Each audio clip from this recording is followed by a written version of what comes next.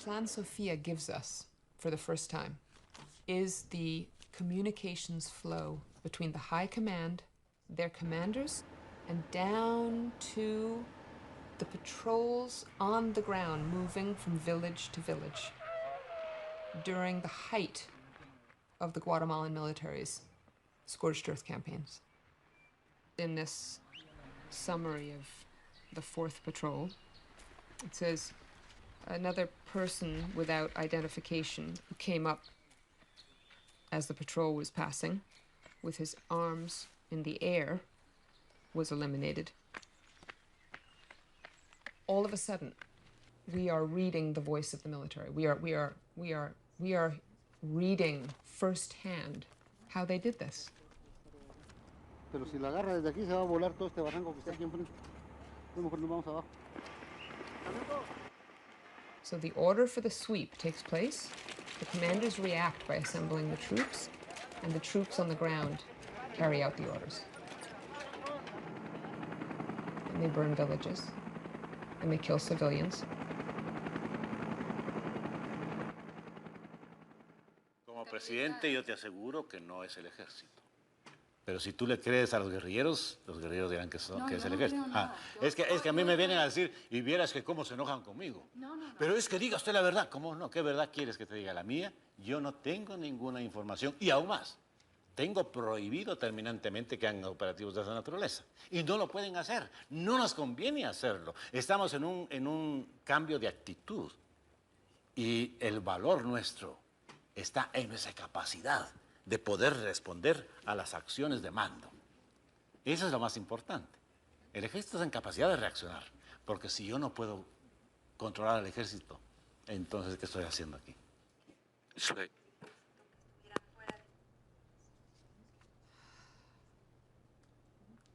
En aquel entonces yo pensé que al informar al público sobre los crímenes cometidos en Guatemala, eso ayudaría a parar la violencia. Todo lo que vi, todo lo que pude documentar, me ha pesado mucho. Y siempre pienso si hice lo suficiente para parar la violencia. Ahora estoy aquí y tengo la oportunidad de reivindicar las víctimas y condenar a los victimarios. Gracias. Las transcripciones y cuando las montañas tiemblan y los DVDs del material inédito. Aprovechando el caso para llegar a unas conclusiones determinadas y sobre todo para intentar llegar a los responsables finales de este delito. When we face Rios Montt, if that happens in that courtroom, and confront him with this evidence, there's no way he will escape. I think he will change Guatemala forever. Pero cuando luchas contra la impunidad se defiende. Incluso después de tantos años, Rios Montt tenía poder suficiente para impedir su arresto. Cumple y hace cumplir la ley.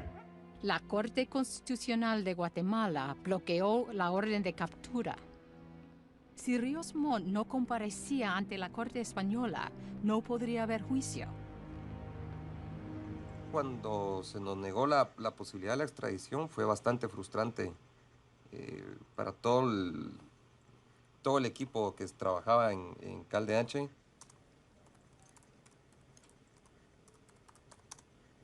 Lo que a mí me sorprendió es lo lejos que llegó esa Corte de Constitucionalidad, rechazando la jurisdicción de otro país, cuestionando la legitimidad de un juez extranjero. Ver que en otros casos sí hay cooperación, por ejemplo, si son casos de narcotráfico, ahí sí extraditan a personas, pero en estos casos de violaciones a derechos humanos, que se diga que no y que se proteja a estas personas con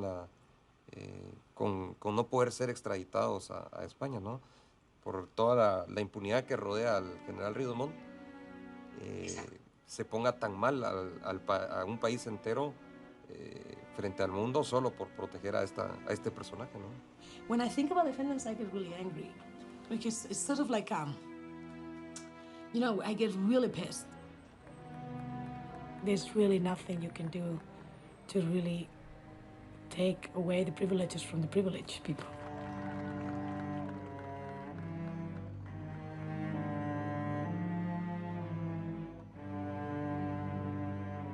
Guatemala has never accepted what happened. And I don't think there's a way of moving forward without doing this. It doesn't allow us to heal. It doesn't allow us to mourn. And Guatemala is a very sick country right now, and a very sad country.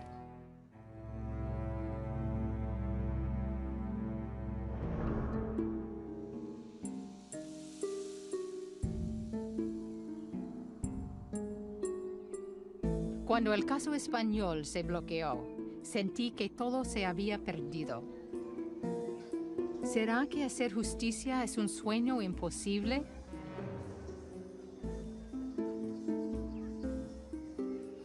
Lo único que me daba esperanza era saber que dictadores a lo largo de América Latina estaban enfrentando a la justicia. Pinochet fue detenido. Los generales argentinos encarcelados. El presidente Fujimori condenado a 25 años de cárcel en el Perú por violaciones a los derechos humanos. En cada uno de estos casos, la documentación recolectada por defensores de derechos humanos condujo a victorias legales. ¿Sería posible repetirlo en Guatemala?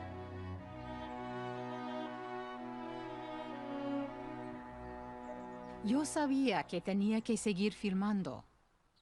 Sentía que algo sucedía bajo la superficie.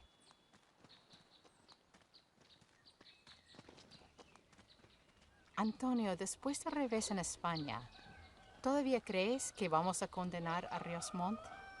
Ríos Montt lo que anda es como un ratón.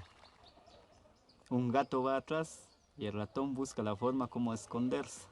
Ríos Montt busca esconderse, pero no vas a pensar que nosotros ya quedamos callados. Nunca vamos a callarnos.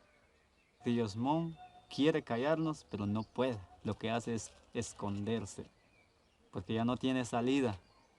Si va a otro país, lo capturan. Entonces su cueva es aquí en Guatemala, porque aquí reina la impunidad. Podía ver que el espíritu de Antonio permanecía intacto, pero enfrentaba una pobreza agobiante. El tema de la propiedad de las tierras, que era la raíz del conflicto en cuando las montañas tiemblan, nunca se resolvió y solo ha empeorado. Estamos de escasez de trabajo y no tenemos suficiente terreno. Estamos hablando de 125 metros cuadrados o 100 metros cuadrados. Entonces, para eso, para siembras así, de cultivo de maíz, de frijol, no alcanza. Por eso yo decidí, pensaba irme de mojado. Somos pobres, pero tenemos que luchar aquí. Eso es lo que le dije a mi hermano. Pues hablé con la junta directiva de la asociación de AJR y ellos me dijeron, ¿por qué nos vas a dejar? Si aquí estás en tu puesto y no puedes abandonar a AJR.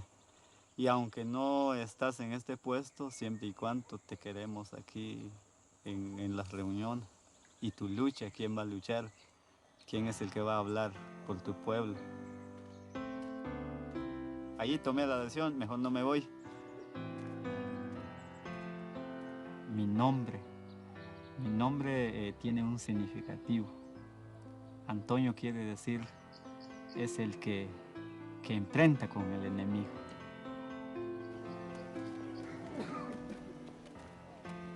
Ya el patrono hace como 60, 65 años lo ha quitado el terreno en mano de nuestra gente.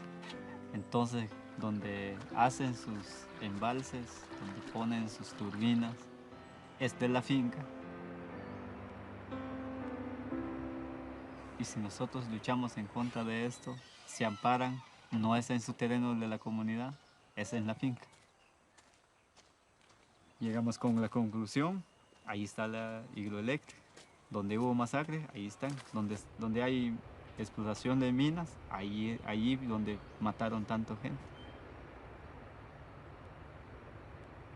Entonces, es una forma nuevamente de explotar a la población, ¿no? Y explotar los recursos.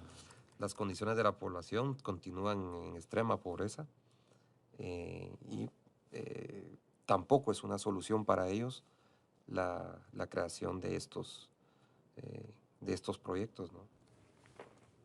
Si no se puede arreglar esto de una forma pacífica, el riesgo de que vuelva a haber un conflicto está ahí presente. ¿Cómo estás? Bien, bien, ¿tú qué tal? Entonces, pensando un poquito en la estrategia, cuéntame qué estáis pensando, o sea, en qué punto estamos. La idea es poder presentar los peritajes que se le presentaron a don Santiago en Guatemala. Es decir, ¿cómo se habla del caso y de la influencia del caso de Madrid en Guate, entre vosotros y en general en el mundo? Los militares que tienen orden de captura no pueden viajar de Guatemala, o sea, para bien o para mal, Guatemala es prácticamente su cárcel, no pueden salir del país. Y en cuanto a los jueces y a los fiscales. Para algunos, el caso de España es como una vergüenza para ellos que en Guatemala no se pueda juzgar el genocidio, ¿no? Sí. Si no hay justicia, la historia se va repitiendo y repitiendo y repitiendo, ¿no? Entonces ahí radica también la importancia de poder juzgar estos casos. No solo afuera, sino que también adentro de Guatemala, que el sistema guatemalteco sea capaz de poder administrar justicia como una garantía a la no repetición.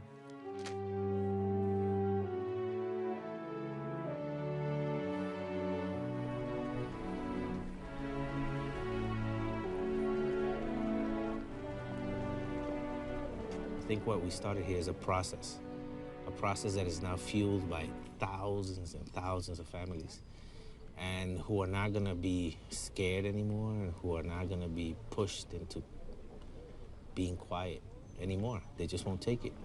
Lucrecia Osorio Bobadilla. Presente. Marta. Presente. Caído Guillermo. Presente. Galvez. Presente. Corazón para ti.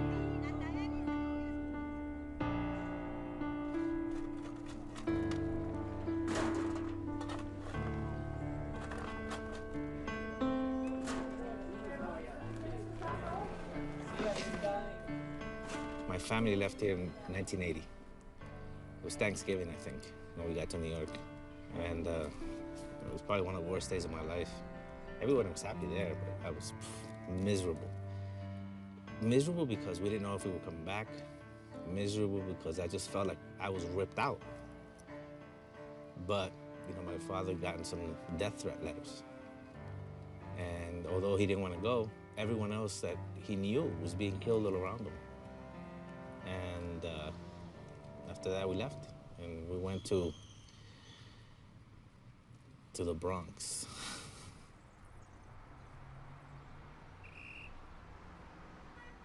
When the mountains trembled was mandatory. We had to sit down and watch it. We wanted to at the same time, but so I must have been 12, 13. It was very sad to be so fortunate, to be able to leave so easily. And then just thinking about all the people that couldn't do that, it was tough. It was tough as a kid to watch the movie.